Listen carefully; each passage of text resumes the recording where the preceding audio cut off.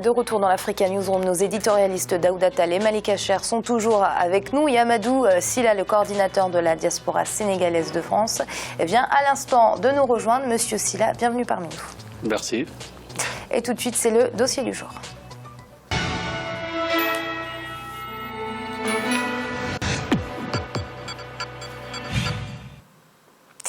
Triste constat, mais le Sénégal, malheureusement, n'attire plus comme avant. Les touristes ont délaissé le pays de la Teranga au profit d'autres destinations, ce qui nuit considérablement à l'économie nationale. Aujourd'hui, la relance du tourisme est l'une des priorités des autorités. Reportage de notre correspondant au Sénégal, El Hadendiaï. Le tourisme est en perte de vitesse au Sénégal. De 9 millions de touristes durant les années 1970, le pays doit aujourd'hui se contenter de 450 000 touristes chaque année. D'un constat général, le pays de la Teranga, hospitalité en Wolof, attire davantage de touristes que la plupart des autres pays de la sous-région. Le pays était une destination de premier choix en Afrique. Outre son statut d'ancienne capitale de l'Afrique occidentale française et sa proximité avec l'Europe, Dakar était comme une destination privilégiée avec ses atouts attrayants, la mer, la plage et le soleil, la Teranga de ses habitants aussi. Les touristes séduits surtout par la station balnéaire de Saly Portudal, située sur la petite côte Hambourg à 70 km de Dakar. Une station ayant la réputation d'avoir l'une des plus belles plages d'Afrique. Ces plages aujourd'hui sont devenues presque inexistantes à cause de l'érosion côtière et les rares plages restantes ont été agressées par les nombreuses constructions anarchiques et les pillages de sable marin. Conséquence, plusieurs hôtels n'ont plus accès à la plage. Comment relancer le tourisme balnéaire au Sénégal? Déjà plombé par des taxes élevées et l'instauration du visa biométrique, le secteur fait les frais de l'épidémie d'Ebola et sombre lentement avec son lot de fermetures d'hôtels et de licenciements. C'est un naufrage silencieux qui risque d'affecter durablement l'économie sénégalaise. Jadis florissante, considérée comme la deuxième source de devises du pays après la pêche, la filière touristique en crise depuis plusieurs années déjà est désormais en voie d'effondrement accéléré. Actuellement, on ne voit plus de touristes. Rien ne marche dans ce secteur. Si vous faites le tour, vous voyez que le village artisanal est transformé en une place publique. On ne fait que discuter à longueur de journée.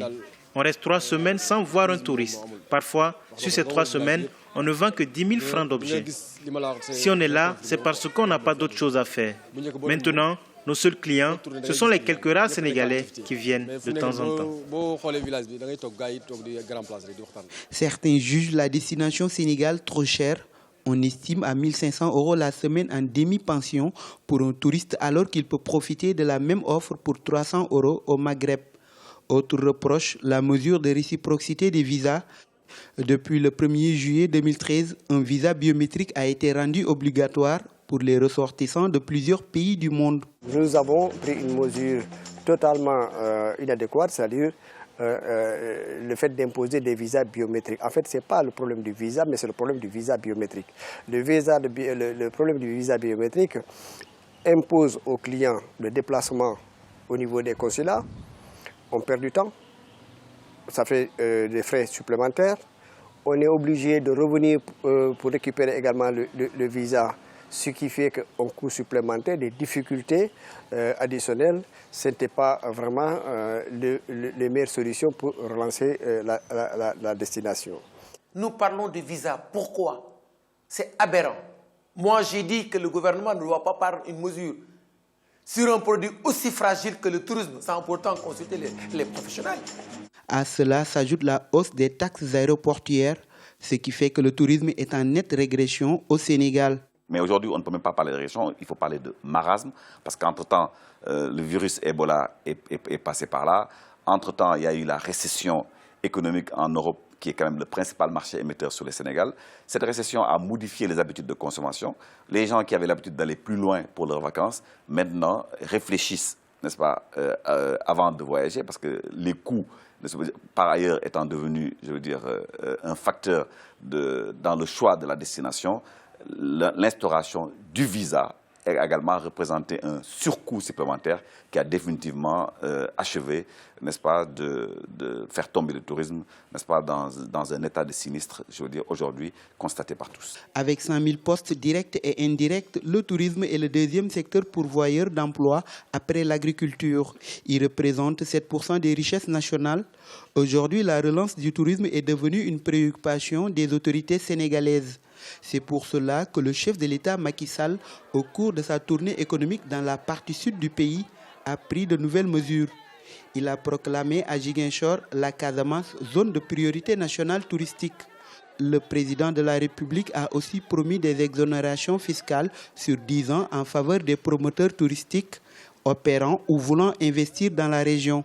Cette mesure est saluée par les acteurs, mais selon Racine Sy, la situation est telle qu'il faut un plan Marshall pour la relance du secteur. Il faut qu'au Sénégal, qu'on puisse décréter que le tourisme a atteint un niveau de délabrement tel qu'il faut aujourd'hui exonérer l'ensemble du secteur durant au moins 3 ans. 10 ans pour la Casamance, parce que là-bas, il y avait une situation exceptionnelle, il n'y a pas de problème. Nous saluons cette mesure. Il faut même renforcer les dispositions qui sont prises pour la Casamance. Mais pour tout le reste du pays, il faut une exonération de 3 ans. Ceci doit être complété par une suppression pure et simple du visa, je veux dire, pour visa d'entrée au Sénégal, notamment et surtout pour les touristes. Le 17 mars 2015, le chef de l'État a annoncé la suppression du visa d'entrée au Sénégal. Les autorités sénégalaises sont déterminées à relancer le secteur touristique. À cette fin, un plan stratégique a été mis en place avec pour objectif de porter à 3 millions le nombre de touristes d'ici à 2023. Il s'articule autour de nombreux axes, dont le développement des transports aériens. Le président de la République, son Excellence M. Macky Sall, a un projet ambitieux en développant transport aérien et tourisme. C'est dans cette optique qu'il a, dans un premier temps, amorcé un investissement de 200 milliards de francs CFA. C'est pour permettre demain aux Sénégalais, ou même à des touristes qui viennent sur Dakar et qui ont envie d'aller à Tamba, au lieu de faire 6 heures ou 7 heures de route, en 1 heure ou 1h30, ils sont déjà à destination. La relance du secteur touristique au Sénégal demeure l'un des projets phares des autorités sénégalaises. À travers la stratégie de croissance accélérée, l'État du Sénégal compte inverser la tendance. Dans un contexte mondial très concurrentiel, les infrastructures doivent être développées pour une promotion touristique de qualité dans les zones côtières. Aujourd'hui, le plan de relance du secteur annoncé par le président de la République nourrit l'espoir des acteurs. En attendant, les Sénégalais assistent impuissants à la baisse du nombre de touristes. Daouda, c'est un triste constat, mais le Sénégal n'attire plus comme avant. Oui, Amira, vous avez raison, le Sénégal n'attire plus comme avant et cela est dû à beaucoup de facteurs qui seraient compliqués de développer en un peu de temps. Mais en tout cas, on peut retenir déjà la cherté de la destination. C'est l'une des destinations en Afrique les plus chères en matière de taxes d'aéroport. Quand vous prenez un billet Paris-Dakar, pourquoi Paris? Parce que c'est la première clientèle sénégalaise, elle est française. Donc quand on se base sur cet exemple qui peut du coup être pertinent, quasiment la moitié du prix du billet, c'est un certain nombre de taxes, d'aéroports, etc. Donc c'est compliqué, c'est beaucoup plus simple aujourd'hui et beaucoup moins cher d'aller au Cap-Vert, etc. qu'à Dakar. Et ça, c'est une triste réalité. La deuxième chose qu'on peut dire aussi, c'est le visa. Le président de la République avait choisi d'instaurer le visa, la réciprocité. Ça peut se comprendre d'un point de vue relations internationales, politique internationale, souveraineté nationale, etc. Mais jusqu'à ce que au moment où on se rend compte que ça plombe le secteur touristique, à mon avis, il y a lieu de revenir là-dessus. Mais je pense qu'il a annoncé aussi sa volonté récemment de revenir sur le visa. C'est autant de paperasse pour les touristes. Il y a aussi les infrastructures. C'est vrai que les infrastructures ont vieilli au Sénégal, notamment Saly-Portudal. Donc pourquoi? Parce que les les hôteliers, les acteurs touristiques n'avaient pas forcément des facilités de crédit pour renouveler leur mobilier, etc. Et l'avancée de la mer à Saly également. Hein, comme on l'a vu dans le reportage. On l'a vu, moi j'ai aussi, je l'ai vécu, il y a des fois des plages, des terrasses où on pouvait se poser il y a 5-10 ans. Aujourd'hui, c'est impossible puisqu'il y a l'avancée de la mer. Donc en fait, l'erreur, ça a été de se focaliser trop sur le tourisme balnéaire sans diversifier le secteur touristique. Ça a été une grosse erreur. C'est un produit qui est arrivé à maturité. Il fallait le remplacer par le tourisme d'affaires, le tourisme culturel, un certain nombre de choses, diversifier le secteur. Et ça n'a pas été fait ces dernières années. Maintenant, dans le cadre du nouveau plan Sénégal émergent, il y a des mesures qui sont prises. Hein. Aménager de nouvelles stations touristiques, Maudienne, Pointe-Sarène et Joal-Figneau, qui sont des stations qui vont ressembler un peu à Saly, mais là aussi, je pense qu'il faut alerter sur le fait qu'on ne doit pas refaire la même erreur, c'est-à-dire aménager des nouvelles stations qui sont des stations balnéaires et focaliser la stratégie touristique là-dessus. Parce que le tourisme, ce n'est pas uniquement les stations balnéaires. Vous avez raison, Amira. On n'a pas besoin d'aller au Sénégal pour se baigner. On va au Maroc à côté, puisque la première clientèle, comme je le rappelle, elle est française. Donc ça, c'est important. L'Afrique, notamment le Sénégal, a un potentiel énorme dans tout ce qui est tourisme culturel, tourisme durable, écotourisme, etc. Et ça, il faut cartographier, mettre les acteurs en avant pour arriver à quelque chose. Juste très rapidement, dernier point, c'est que la promotion a fait défaut pendant longtemps. Quand on voit les budgets alloués à l'Agence nationale de promotion, franchement, c'est très peu. Aussi, c'est dommage qu'on ait manqué le coche parce qu'il y a eu l'acte 3 sur la décentralisation. À mon avis, on devait prendre le secteur touristique en compte, c'est-à-dire décentraliser l'activité touristique, lui donner la compétence touristique à un certain nombre de collectivités pour que chaque collectivité puisse faire ressortir les spécificités du terroir. Hein. Par contre, quand on voit le Sénégal dans les salons de tourisme, le plus grand salon mondial de tourisme, le MAP à Paris, par exemple, c'est une promotion globale qui est faite. On voit la carte du Sénégal avec un certain nombre de choses, mais les acteurs ne sont pas promus, les régions ne sont pas promues de façon spécifique. Ça, comme la France, par exemple, première destination touristique du monde, la France. Aujourd'hui, on peut promouvoir le Nord, le Sud, la capitale, etc. Or, au Sénégal, il n'y a pas cette visibilité aujourd'hui. Il y a beaucoup de choses qu'on pourrait dire, mais voilà. Bon, on va laisser la suite à Monsieur Sylla. Comme vous l'avez entendu, Monsieur Sylla Daouda est revenu sur plusieurs facteurs, justement, qui ont favorisé cette baisse des voyageurs. Il a parlé de la cherté des billets d'avion, de la réciprocité des visas, mais il n'y a pas que ça. Oui, tout à fait. Alors, moi, je l'ai écouté, c'est un acteur touristique, en tout cas, qui s'y connaît très bien, que j'ai rencontré à plusieurs fois dans des manifestations. Alors, je partage entièrement, en tout cas, son analyse par rapport à la question sur ce problème, en tout cas du tourisme, aujourd'hui, que les autorités essaient de relancer d'une certaine manière. Mais je crois qu'il y a un problème de vision, de politique, en tout cas, sur la question. Parce que, comme il le dit, parce que quand on regarde, il y a de cela le tourisme, l'écotourisme, le tourisme de masse. Aujourd'hui, qu'on évoque souvent, il y a peut-être 50 ans, je ne sais pas, peut-être moins, mais vers les années 1970 déjà, si je prends le cas du sud du Sénégal, la Casamance, où effectivement il y avait ce tourisme de masse qui a été initié par les populations, qui s'est développé beaucoup et que les Français ont beaucoup adoré parce que ce n'était pas du tourisme où on amenait les gens, on les cloîtrait dans des clubs de vacances. Dans des clubs. Et après, bon, le club gérait tout, les gens ne voyaient rien du tout de ce qui se passe. Mais aujourd'hui, je crois que avec la crise, avec en tout cas les difficultés qu'il y a beaucoup aujourd'hui de ces industries touristiques qui, en tout cas, ont fermé. Hein. Presque, ça ne fonctionne pas. Donc c'est un constat et tous les acteurs effectivement crient au secours pour effectivement être assistés. Et je crois que le plan Sénégal émergent, comme vous l'avez dit tout à l'heure, aujourd'hui est en train de relancer effectivement ce secteur-là. Mais il faut vraiment de vraies assises.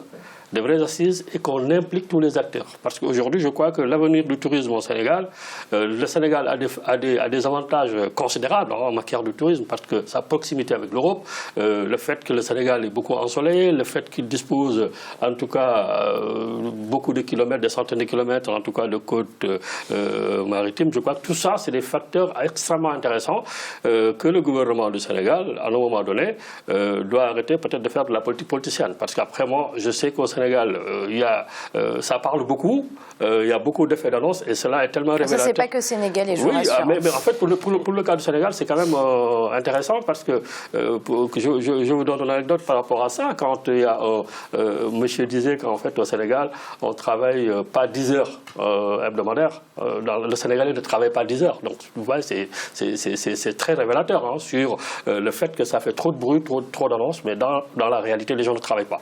Et je crois que là, si on interroge les acteurs, les vrais acteurs en tout cas, aujourd'hui qui sont nombreux et qui ont envie effectivement de développer le secteur, ils vous diront par exemple, il y a un problème de transport, de desserte aérienne, parce qu'il n'y en a pas. Aujourd'hui, des sites touristiques, comme par exemple, je prends le cas de la Casamance spécifiquement, aujourd'hui, le président de la République a voulu mettre en accent en disant, en déclarant effectivement la Casamance comme étant une zone touristique de priorité nationale. Je crois que ça, c'est intéressant, mais il ne faut pas l'annoncer, mais il faut en même temps voir les conditions qui, effectivement, permettront de matérialiser cela. Et ça ne se décrète pas dans les bureaux.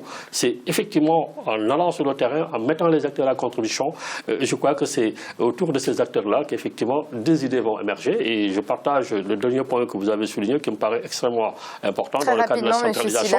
Dans le cadre de la décentralisation, vous voyez que la décentralisation aujourd'hui, je crois que la question touristique devrait être aussi au cœur de cette politique de décentralisation pour permettre effectivement aux élus locaux de promouvoir le territoire avec ce qu'ils ont comme ressources locales. Alors Malik, on l'a vu dans le reportage, les autorités sénégalaises ont énormément d'ambition pour relancer ce secteur touristique, mais est-ce que cela va être possible ? On verra bien. Je pense que arriver à 3 millions de touristes en 2018, comme c'est indiqué dans le plan Sénégal émergent, ça sera compliqué parce qu'actuellement, on observe qu'il n'y a qu'1 million de touristes. Donc ça va être compliqué. Mais pour y arriver, il faut améliorer la capacité en lits. Aujourd'hui, le Sénégal, c'est 45 000 lits. C'est dérisoire pour faire face à la concurrence marocaine, la concurrence tunisienne, la concurrence kenyane un temps, même si le Kenya vit des heures un peu troubles en ce moment. Donc, le gouvernement doit mettre le paquet et doit aussi diversifier son offre touristique. Notre invité Daouda l'ont très bien dit. Il y a d'autres tourismes. Il y a le tourisme culturel qui n'a pas été assez investi. On parle du centre religieux de Touba. Pourquoi pas l'île de Gorée. Voilà, l'écotourisme. Daouda parlait du problème de l'érosion maritime, l'érosion du front de mer. L'écotourisme, ça parle à des gens aujourd'hui.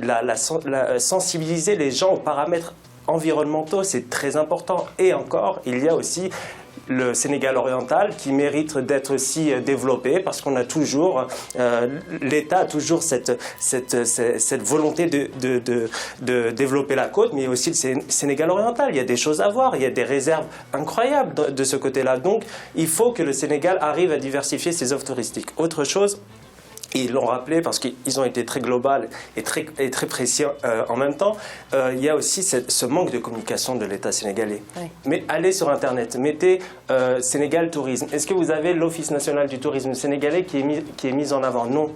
Mettez le Maroc. Une carence au niveau de la communication. Carrément. Vous avez ce problème-là de communication, même sur les réseaux sociaux. Maintenant, tout passe par les réseaux sociaux. Vous avez Visite Marocco pour le Maroc, qui communique très bien sur la destination marocaine. Vous avez une série de sites sur le Maroc, très bien expliqués pour valoriser les atouts du Maroc. Le Sénégal peut le faire. Le Sénégal ne manque pas d'atouts. Donc, valoriser le Sénégal grâce à des sites internet complets, grâce aux réseaux sociaux, c'est aussi ça que l'État sénégalais doit impulser. Parce que là, si vous allez sur Internet, vous avez cette difficulté aussi pour le voyageur de se renseigner sur la destination et d'avoir, bien sûr, des tarifs qui soient raisonnables. Alors, Daouda, très rapidement. Très rapidement, Amira, moi ce que je vais rajouter, Malik a raison, mais ce que je vais rajouter, c'est vraiment qu'il est temps que le tourisme profite à tous les acteurs qui gravitent autour. Parce que bon, quand on aménage des sites touristiques, stations balnéaires, etc., et que l'investissement c'est détenu par des Européens, et que finalement les acteurs artisans, l'industrie culturelle, toutes ces personnes qui doivent vivre de ça n'ont pas accès à ces hôtels, et d'un autre côté on n'organise pas la chaîne de valeur pour leur permettre finalement de pouvoir profiter de ce secteur, j'ai bien peur que les emplois qui sont promis dans ce cas-là par les autorités ne puissent pas être comblés si vraiment ce deuxième secteur économique n'est pas ouvert à toute la population sénégalaise et tous les acteurs qui gravitent autour. Et c'est l'heure de marquer une nouvelle pause. On se retrouve très vite, à tout de suite.